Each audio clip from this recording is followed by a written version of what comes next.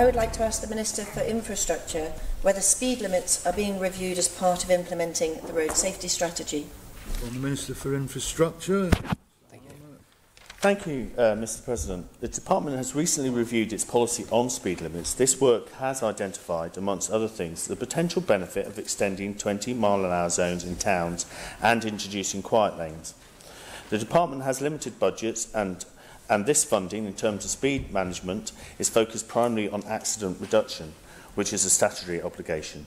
The top 33 accident locations on the island have been identified, and this is where efforts will be focused on the next 2 years. Individual speed limits are dealt with on a case-by-case basis according to their individual merits. These decisions are taken by appropriately qualified and experienced road traffic engineers.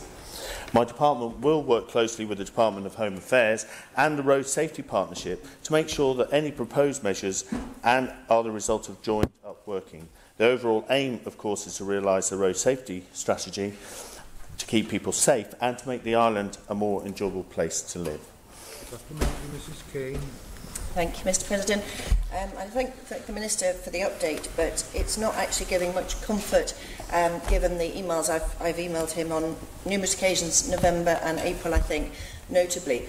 What is the process that local authorities or members can refer specific roads for review of speed limits, whether that's to be 20-mile-an-hour or zones or quiet lanes, or sections of the Ramsey to Douglas Coast Road, Groudle Road repeatedly comes up. These have been referred.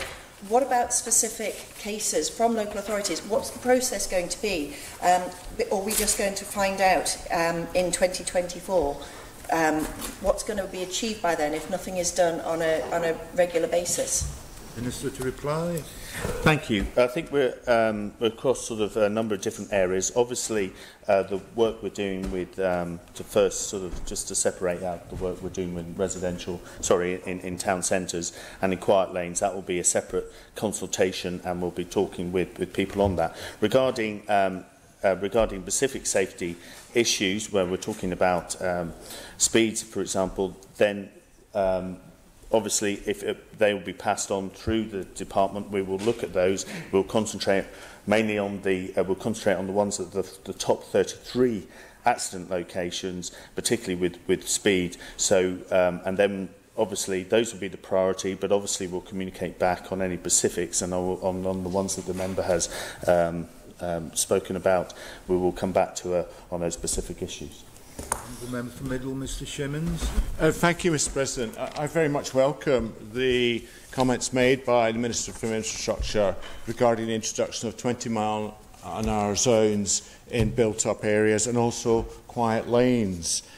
Would he agree with me that many research projects have shown that elsewhere this has significantly reduced the number of people killed and seriously injured in road collisions?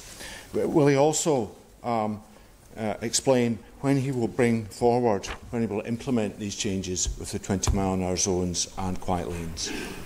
Reply, sir. Thank you.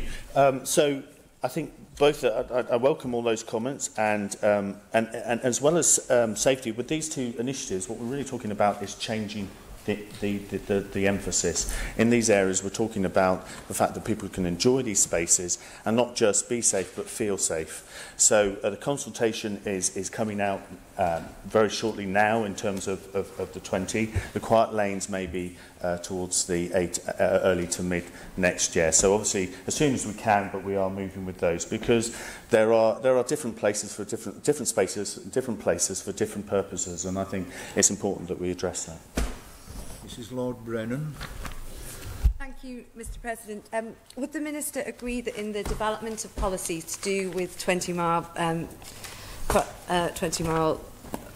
zones and to do with streets, that officers have been asked in the development of that policy to look at concepts of safer, healthier, more livable streets and filtered neighbourhoods, and that this should be included in a policy for approach for towns and villages, and that these aspects, school streets and low traffic neighbourhoods, should be looked at during or consulted on, and that that the Minister has previously made the point to officers in the department that actually this is not just about speed limits, it's also about connecting communities as well.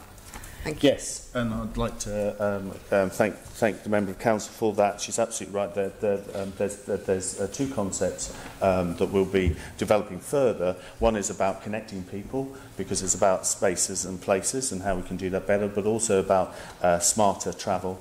So those concepts that we do want to sort of really develop over the next few months. Supplementary, Mrs. Caine. Thank you, Mr. President. I'd like to thank the Minister for saying that the specific cases that I have raised with him will be passed on and looked at. But I think what I'm asking for is some sort of commitment to say that there will be established a process between possibly local authorities and members and the road safety team and his department, that there can be a process for particular areas to be referred for a review on an ongoing basis.